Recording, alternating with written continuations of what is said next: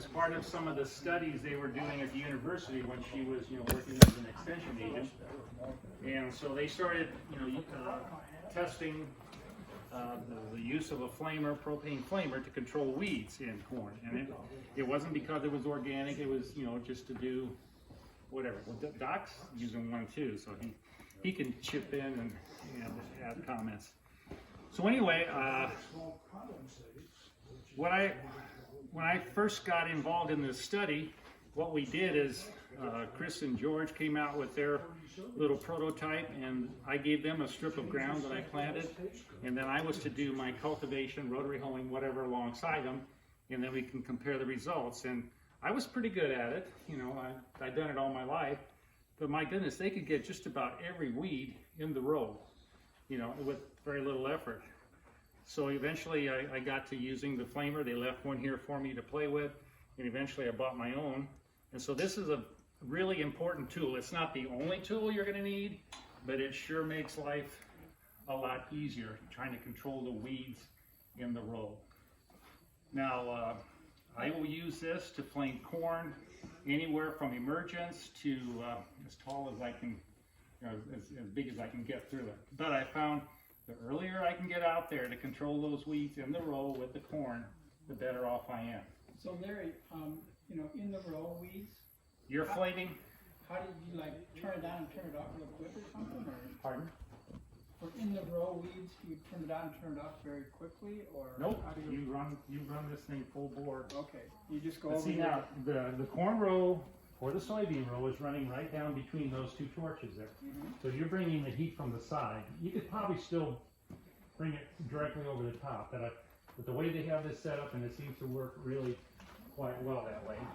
You're going along, like I say, I flame corn as small as that, and then most times if you can get it when it's that big, depending on the size of the weeds, that's what you really need to, because if you can get your weeds at a smaller size, you'll cook them, okay? And that's what you're doing, you're cooking them. You're providing so much heat there. You ever have a problem with your stubble catching on fire? Yes. I figured But that. like in most situations, I don't have any stubble in the field. I have to watch it when I get to my end rows or grass turnaround areas there. I burned up a couple terraces on the other farm over there a couple times, and I carry a 3-gallon water tank sprayer thing with me. And there's been times I've had to run back to refill it. So, but you kind of learn, when to shut the thing off, or if you see that little bit of smoke on the side of the field right next to the ditch, you stop then. You don't wait to get to the field, into the field, and then come back. But by that time, it's already into the neighbors. Right. Yes, you have to be careful about that. But I've never had any issues. But then again, I've never had, how should I put it, that much trash in the field with the crop. That's why I have thought, could I do some kind of no-till, minimum till, and then come in there with the flamer? I'm not sure. I'd have to see. But if you're using this on soybeans and you went, say you had rye for a cover crop and you rolled when you planted, then you'd have a hell of a fire. No. This won't work with anything like that. No, this will have to be for some type of till type, planting, soybean. But with the corn and the soybeans, the soybeans, I try to get them just as soon as they're popping out of the ground. That's great. And once that cotyledon opens up and that first leaf really forms itself, you've got to stop, because that's your growing point. You'll kill it. But I've had some of those little cotyledons. They look like they're, how you see some of these corn, that's kind of roasted. Yeah. It looks like that. The bean usually comes out kind of like this, and then it kind of straightens out and gets going. Right. So you go out if you can get it at that stage, you'll be surprised. There was one year, a strip right over here by the house. I had all my torches on. My indicator shows that all 6 torches were burning. I came back 2 days later and I go, why is this one row green over here? So I went and looked at the flamer. A pin had fallen out there, and so the torches, instead of being down at the proper angle, they were like this. They were just shooting the heat. And it made that much difference. And all season long, those rows were just a mess. And I couldn't get them cleaned up like the other 5 rows. Yeah. So is these things, these shields here, is that a deflector? Or what exactly purpose is that? What the shield does here, it helps. A lot of the first torches made, you can still buy torches from other manufacturers.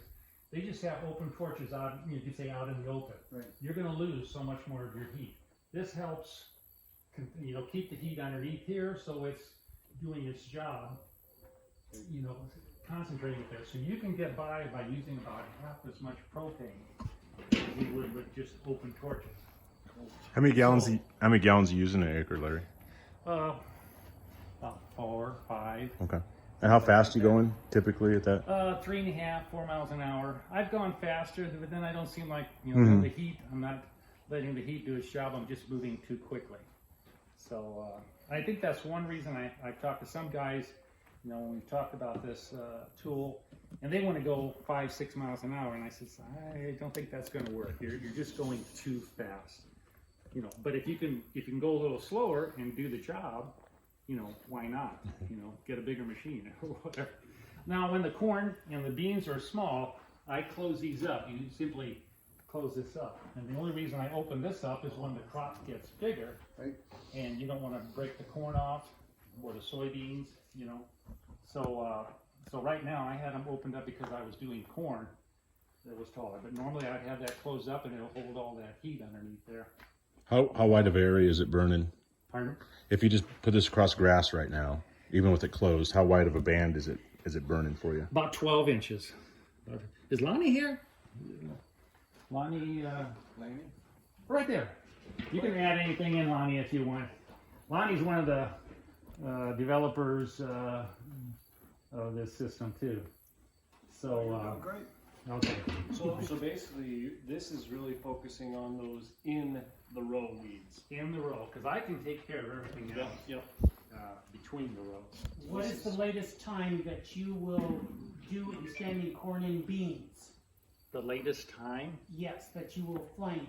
Well, the soybeans have to be done before that unifoliate is formed. Otherwise, you'll kill it. And then you have to wait till it gets up to D4 or 5. Okay. But I've always been leery about doing that because I go look underneath it and I start to see, what do you call Singe. it? What the Blisters? flowers and things are starting to come, and and I've usually had pretty good control to that point, Do you follow?